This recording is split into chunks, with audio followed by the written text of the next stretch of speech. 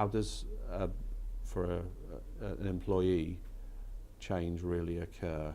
Because you're listening to begin with, aren't you? You're letting people talk. Well, the talking and listening process is very therapeutic.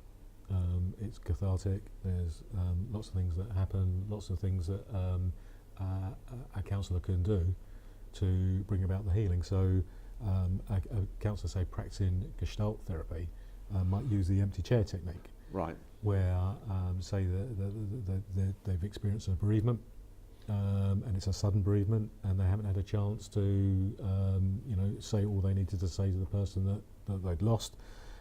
So the counsellor, through skilled working, can invite the person in therapy to speak to the person, or the person may not be dead, they might be alive, but just estranged.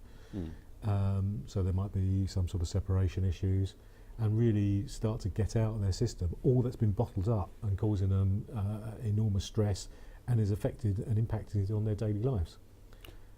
So to what degree do you think a good construction EAP can eliminate stress?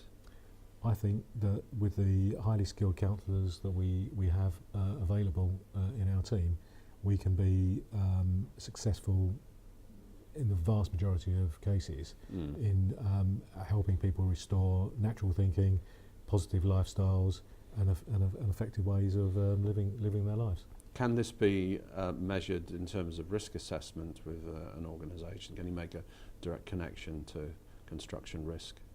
Yeah, I think that that clearly poor thinking processes increases risk, and that should be on the risk register. Okay. And you can measure outcomes, you can measure feedback, you can measure attitude, you can put in place a whole number of performance indicators that help demonstrate the effectiveness of a healthy workforce physically and mentally.